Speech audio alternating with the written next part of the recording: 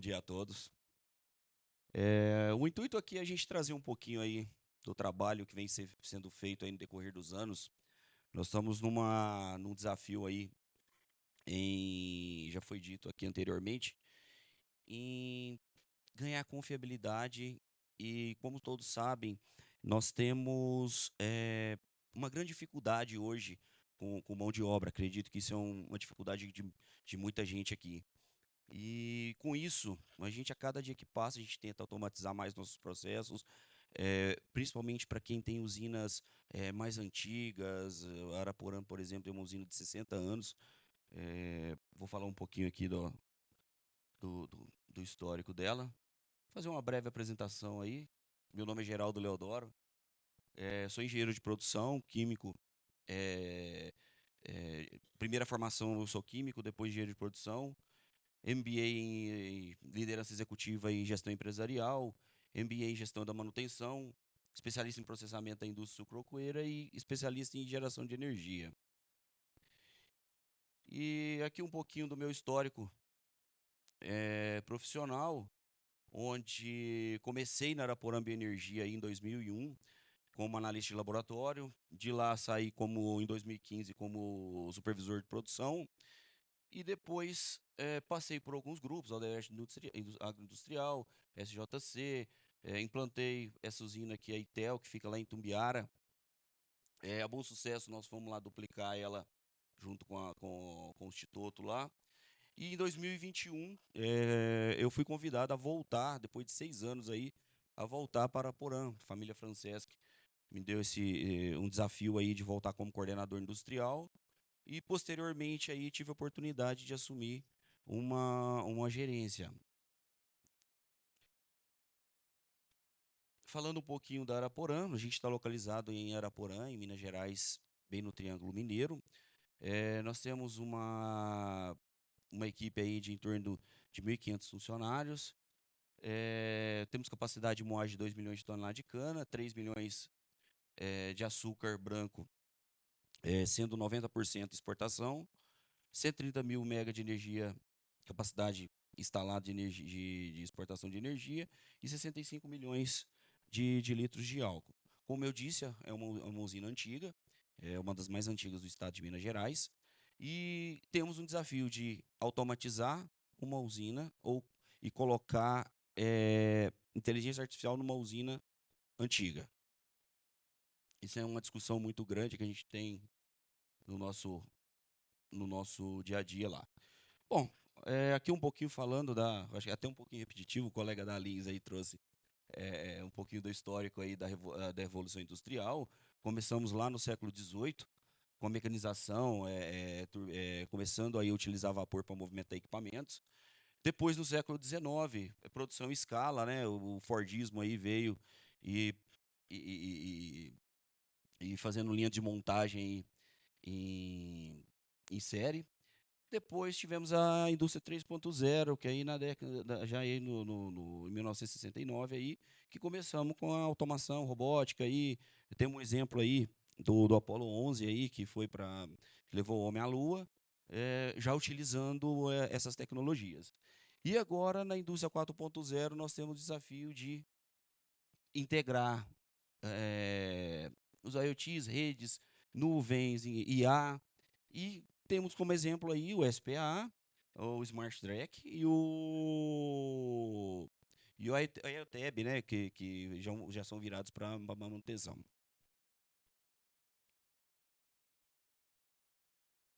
Aqui um pouquinho só para contextualizar, eu venho de operação, eu venho de processo, mas a gente fala um pouquinho aí de como a gente vai integrar isso. Porque para a gente utilizar a inteligência artificial, nós precisamos de instrumentos, que precisamos de equipamentos, certo?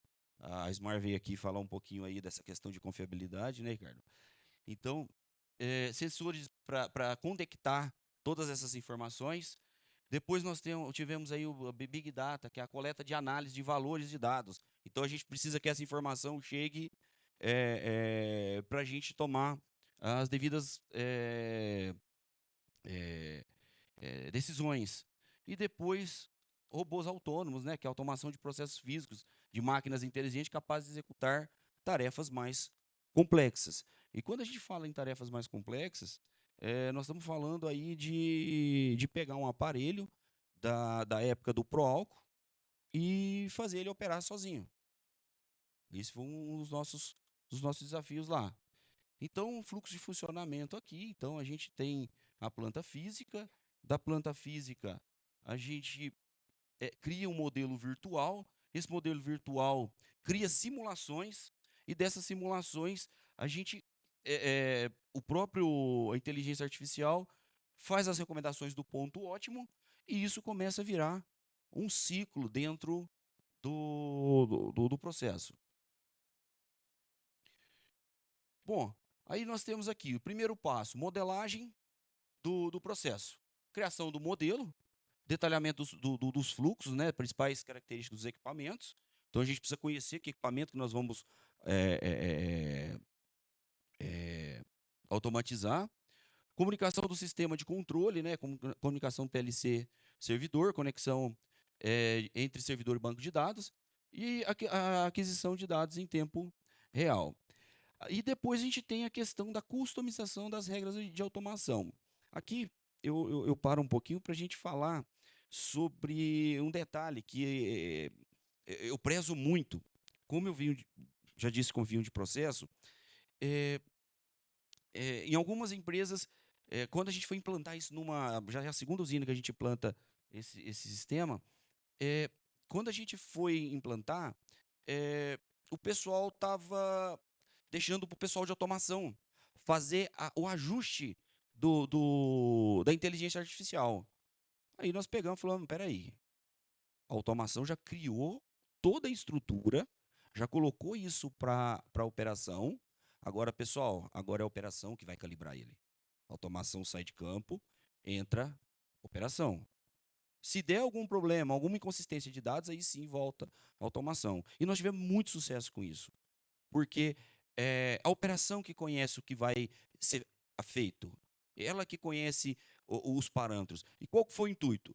O operador, a gente vai falar depois dos ganhos aqui, é, vamos dar um exemplo, um aparelho de destilação. O que o operador é, é, é, fica fazendo o tempo inteiro ali no aparelho? Tira vinho, põe vapor, tira vapor. Então, qual que foi o intuito? Passar isso para a IA. A IA passar a fazer isso. Então, quem que tinha que ensinar a IA a fazer isso? Operador. Então, na verdade, eu posso até passar vários casos aí, todas as, a- os, sis- todas as, os SPAs que nós colocamos em operação, na planta, todos os laços, ele foi feito pelo operador. Tá? Por isso que eu foco bem nisso aí.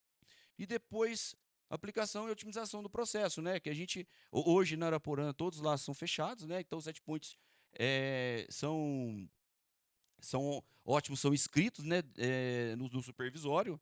Então, a partir do momento que a gente coloca ela habilitado, eu costumo falar muito, que aqui deve ter muita gente de automação aí, que a automação é que nem o piloto de avião. Ele tem que. Quem coloca o avião no ar é o piloto. Então, o operador ele tem que colocar o equipamento em operação na mão e depois ele joga para o automático e aquilo tem que trabalhar sozinho, sem que ele tenha interferência. Vocês querem um crime que acontece muito e a gente conseguiu eliminar isso aí? O cara colocar a carga em gerador.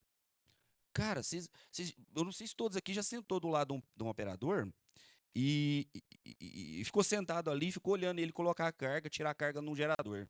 Cara, o cara tira 1 mega, 2 megas em menos de 1 minuto. Isso para máquina, assim, eu não sei se tem alguém da TGM aqui, sabe o que é isso? Isso é um crime a gente fazer um negócio desse com a máquina. E já com o SPA, esse 2 megas aí, ele pode gastar até 15, 20 minutos para estabilizar esse set point.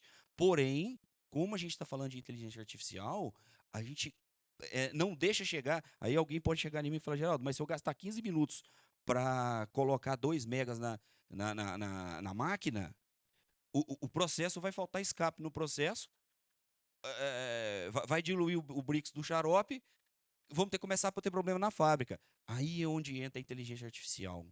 A inteligência artificial, ela vai prever que essa pressão pode cair daqui um determinado tempo. Então, o objetivo é esse, não deixar a pressão cair. Certo? Eu estou dando exemplo de colocar e tirar carga no gerador, mas nós temos N exemplos aí que operadores eles são meio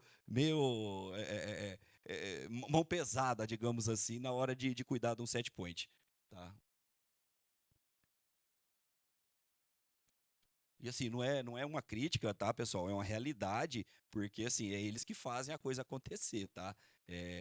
Só que a gente precisa. Muitas das vezes eles não têm tanto conhecimento do risco que é operar uma planta com tanta brutalidade, vamos dizer assim. Bom, aqui alguns benefícios aí que a gente identificou, isso já são cases nossos lá. Tomada de decisões, decisão global e não local. A análise operacional global faz com que a tomada de decisão seja maximizar o processo. Um PDCA online para operação, controle de rotina do processo, definindo novas estratégias. Aqui tem um negócio bacana que eu consegui lá convencer o próprio cara da Moenda. Vocês sabem que o pessoal de Moenda é o pessoal mais rugro, né? Então, difícil eles acreditarem num projeto desse. E o cara da Moenda hoje, pessoal, quando ele precisa tomar alguma decisão a gente colocou ele no. A gente tem um grupo com o pessoal da Soteca, e o cara da Moenda, ele não toma nenhuma decisão mais sem antes consultar o SPA. Sem antes falar, ó, nós precisamos mudar a estratégia. Tive um caso essa semana que eu quebrou, domingo quebrou um cardan de um terno, bypassei o terno, comecei a operar com 5 ternos. Nesse caso, a gente não tem.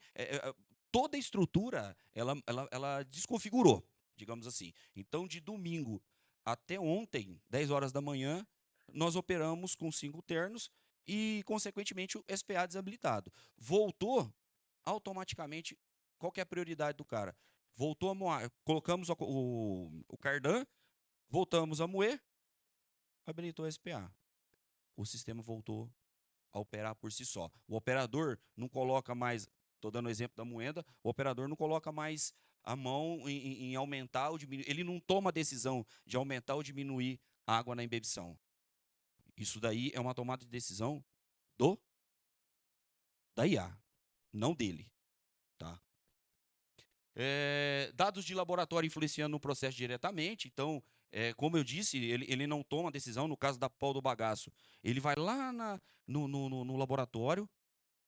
Cada um aí tem um sistema que o analista vai lá e digita os dados. Através da pau do laboratório, ele começa a calcular o quanto de água é necessário para para a gente garantir uma pau. Lógico, eu costumo falar, o Douglas fica até bravo comigo aí, que a IA, quando começa, ela é burra. A gente precisa educar ela. Então eu vou falar o ponto ótimo que eu quero, e dali para frente ela vai trabalhar em cima do que a gente pede. Melhor eficiência dos equipamentos, realiza alterações de set points de forma gradual, evitando estrangulamento de equipamentos. Eu volto no exemplo que eu falei da turbina, do operador não alterar o set point, ou não colocar carga ou diminuir carga da máquina em grandes volumes, e sim a inteligência artificial fazer isso lentamente. Visualização de KPIs em tempo real, geração de KPIs para dados online, evitando enviados para a plataforma Grafana. A gente, através de tudo isso, a gente joga no Grafana. Inclusive, hoje, lá tem se o SPA está habilitado ou se não está. Então, a gente colocou isso teto como meta, porque acontece de um operador querer trabalhar mais no manual. Eu trabalho desse jeito. Não.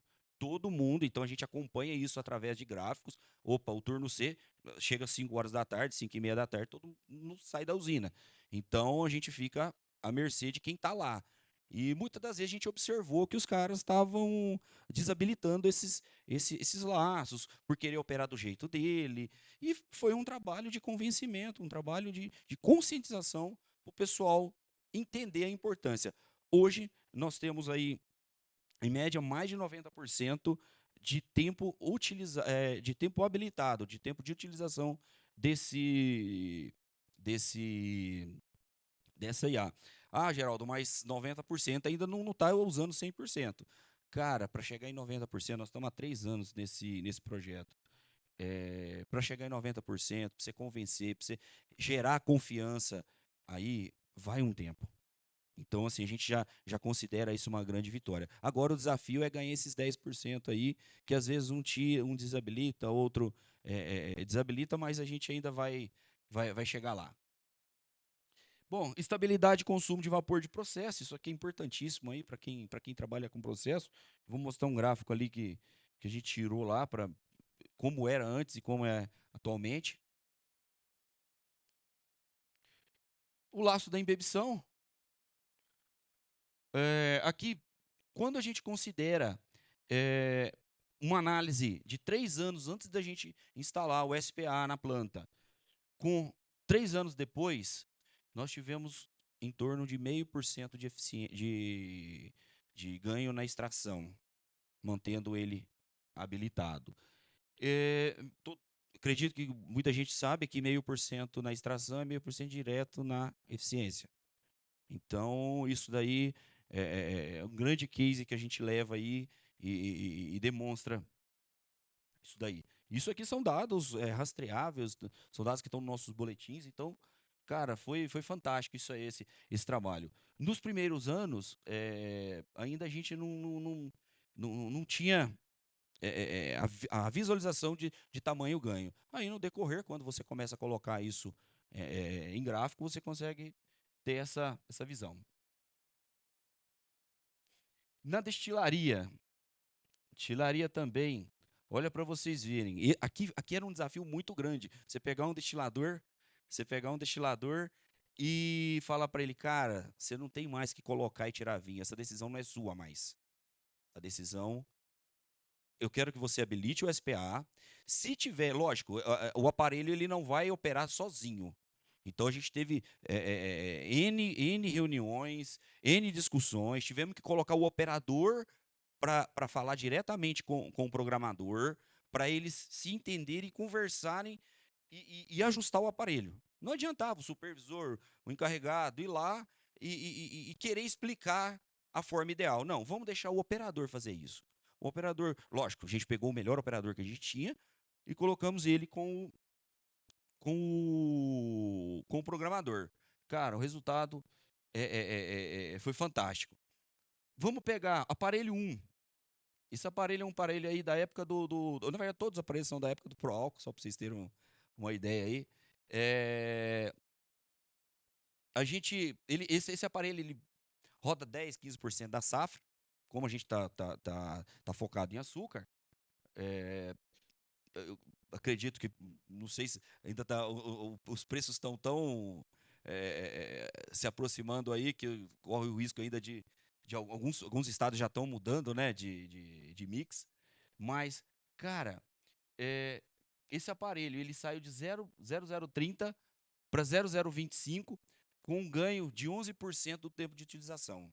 Isso foi a gente comparando o ano passado com esse ano. O aparelho 2, que roda em conjunto com esse aparelho 3, a gente reduziu 33% em perda na vinhaça e aumentando 17% na taxa de utilização. Como eu disse para vocês, ainda não chegamos no ótimo, que é o quê? Operar 100% com SPA habilitado. E o aparelho 3, que é o maior aparelho que nós temos na planta, a gente reduziu 50% a perda de álcool na vinhaça, garantindo aí 70% a mais do tempo de utilização. Então, o ano passado a gente penava um pouquinho, esse ano a gente está pegando um pouquinho mais firme com o pessoal e está conseguindo números aí muito bacana. Aí vem a questão que eu já carga dos geradores, a evaporação, nós temos esses dois laços implantados. E aqui, para quem é de processo, sabe o que é a gente ter um vapor que não é estável. E depois a gente ter uma certa estabilidade. Existe o ponto de pico? Existe, mas a estabilidade ela se mantém. Bom, e qual que é o nosso próximo passo? Essa aí é uma briga que eu estou lá, inclusive com o gerente agrícola, que eu quero colocar, eu não sei se todos aqui têm aquela briga, aumenta a rotação, baixa a rotação, não tem cana no pátio, aí de noite o pessoal toma a decisão, você chega de manhã, a rotação tá baixa, vira aquele, aí você põe lá, não, ó, não é para baixar a rotação, beleza, dá corte na usina, consequentemente, todo mundo sabe que quando você dá corte na usina não é vantagem, porque é N operações que você tem que alterar, então quanto mais estabilidade você manter na planta, melhor. Qual que é o desafio que eu tenho lá? O meu pátio de cana fica antes da balança. Em outra usina que a gente plantou isso aqui, que foi na Bom Sucesso, o pátio de cana fica depois da balança. Então, através do estoque de cana, eu consigo controlar a minha moagem. Lógico, eu vou colocar um estoque mínimo, estoque máximo. E uma rotação mínima, rotação máxima. Então, esse ajuste a gente vai fazer quando a gente tiver com o sistema implantado. Mas para a gente evitar o quê? Que que fica aquela questão. O pessoal da agrícola está pedindo para baixar a moagem. Não, o pessoal da agrícola pediu para normalizar a moagem. Não, nós não precisamos ficar discutindo isso no dia a dia. Isso daí, cara, quer manter uma moagem estável? Mantenha o estoque de cana. Manter o estoque de cana, a moagem está estável. Então, a turma lá tem que colocar cana na usina. Você entendeu? Não sou a favor, como eu já disse, não sou a favor de ficar dando corte, então a gente reduz mesmo a moagem justamente para não termos problemas. Aí vem aquela velha pergunta: a inteligência artificial, ela vai substituir o ser humano? Cargos de gestão, eu acho muito difícil, porque alguém tem que pensar. E ela vai entrar a partir que alguém dê um comando para ela, certo? Se você pegar o chat GPT, abrir o chat GPT lá, o que o chat GPT vai fazer? Nada. Se você não der um prompt, se você não der um comando, ele não vai fazer nada. Porém, existe aí um mito do desemprego aí, países como Estados Unidos, Coreia do Sul e Alemanha demonstram que a tecnologia mantém empregos estáveis e crescentes. Na Alemanha, a inovação afetou positivamente no mercado de trabalho e no IDH. Novas habilidades. Profissionais devem desenvolver inteligência emocional, relacionamento interpessoal, criatividade e autogestão. Capacidades que não podem ser substituídas por máquina. Então, as pessoas, querendo ou não, a máquina ela vai fazer com que os processos eles não oscilem tanto e mantenham uma estabilidade. Essa é a principal visão que eu acredito, é o futuro que a gente está aí, é o futuro que a gente vai enfrentar da agora para frente. Outro dia eu estava até falando que daqui uns dias eu tenho que fazer curso de mais aprofundar de IA aí, porque senão a gente vai ficando para trás e não vai sabendo o que é um assunto que está em alta e é o futuro. Bom, quero agradecer aí a oportunidade de estar aqui falando com vocês. Aqui está meu e-mail, meu LinkedIn aí para a gente se conectar. Excelente, Geraldo Neodoro. Perguntas para o Geraldo. Levanta a sua mão, o microfone vai chegar até você. Por gentileza, peço a ajuda do time técnico aí com o microfone. Vou dar preferência aqui para o nosso Jaime Fingerucci. Muito obrigado. Geraldo, aqui é o Jaime, do ITC, Instituto de Tecnologia Canavieira. Gostei muito da tua apresentação, você apresentou de forma simples, didática, como funciona o RTO. A minha pergunta, mais um comentário, é o seguinte: você, lá na Araporã, você recebe centenas de caminhões por dia, centenas. E cada um deles vai ter uma certa qualidade de cana. Você ressaltou muito bem a função do laboratório. né? Eu pergunto para você, você já considerou colocar um NIR online para acessar a totalidade da carga dos caminhões que estão chegando?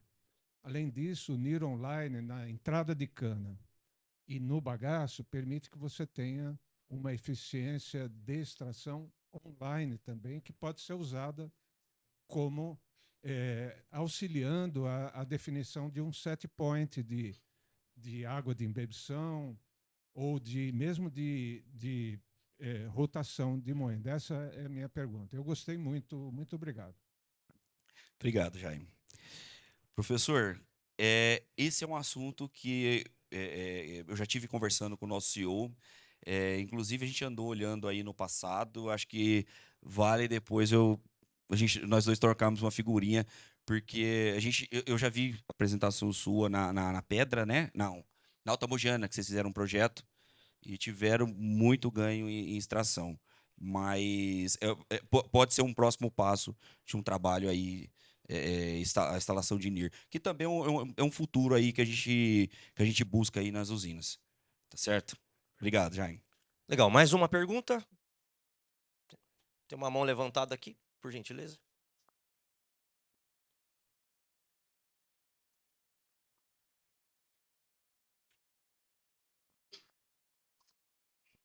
Bom dia, meu nome é Lucas, eu sou supervisor de extração no Grupo Viralco. Você falou sobre a questão da imbebição, meio que ele pegou o gancho da pergunta que eu ia fazer. Quando você está amarrado aos seus parâmetros de pó, umidade, com a imbebição, isso também está amarrado no teu processo para, se houver necessidade, reduzir a moagem ou independente disso? Não, o laço ele não tá amarrado na rotação da moeda. Ele está amarrado no consumo de vapor, ele está amarrado na POL e ele está amarrado na embebição. Então a gente faz a inteligência ela atua em cima da POL, a gente estabeleceu um limite para ela atuar e na quantidade de água que ela vai colocar para manter aquela extração. Tá? Lá vocês trabalham com valores fixos ou em cima de imbebição por cento cana ou imbebição por cento fibra? Embebição por cento fibra. Obrigado. Excelente, uma salva de palmas para o Geraldo Leodoro. Obrigado, Geraldo, pela sua participação. Excelente. Tem um comentário do Douglas ali, por gentileza. Bom, um comentário rápido e, primeiramente, agradecer e parabenizar o Geraldo por esse trabalho, por essa apresentação, mas também por esse trabalho.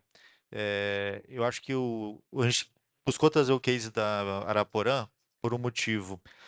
Existe uma lenda aí, vamos dizer assim, que essas tecnologias, seja elas quais forem, tanto o RTO quanto sensores inteligentes, tem que ser instalado em plantas modernas, novas e especiais aí, tudo bonitinho, né?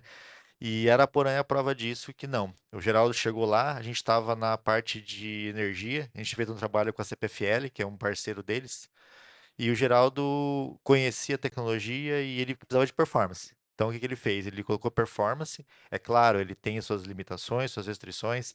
Ele comentou ali, né, que a gente teve que interagir muito com a operação, porque os aparelhos dele lá dos anos 60, né, 50, eles, você sabe, né? O cara vai modificando aqui, o que você tem não é mais o que está projetado. E muitas vezes o seu operador, ele viveu lá o dia inteiro e ele sabe aquela dor. Ah, ó, se eu fizer isso daqui, eu tenho aquela limitação a colar e assim por diante. E isso tudo a gente consegue colocar no modelo. Então, esse aprendizado, ou seja, eu queria dizer assim, né, a gente fala do aprendizado de máquina e tudo mais, mas uma coisa importante é o aprendizado da equipe operacional, a gente poder trazer para o modelo e a gente, né, ter a gestão fazendo essa parte. Então, assim, às vezes muito me pergunta, né? Eu falo, tem um trabalho de modelagem, de matemática, mas eu quero parabenizar o Geraldo que fez esse trabalho de gestão com a equipe. Olha, vamos fazer, vamos pegar os conhecimentos, vamos. E hoje não é mais o operador X lá que conhece, tem o domínio daquela solução. Isso hoje é geral. Entendeu? E aí, geral, você consegue trazer tanto a equipe, porque ela participou, tanto quanto o resultado, porque você padronizou. Então, acho que é um case interessante, é um case de troca muito interessante, e é uma dúvida que eu vejo muito quando a gente vai nos clientes. Ah, mas minha usina tem isso, tem aquilo outro, que não é a usina perfeita. Não vamos ter usina perfeita. A gente consegue ter performance saindo de onde a gente está. E claro que a evolução é constante. Depois a gente vem com tecnologias interessantes como a do NIR e assim por diante. Mas eu acho que eu queria trazer essa reflexão aí e tirar esse mito aí. Araporã e o Geraldo é a prova disso. Excelente. Bom, vamos para mais um case antes de irmos para o coffee break, para a gente fechar essa primeira etapa.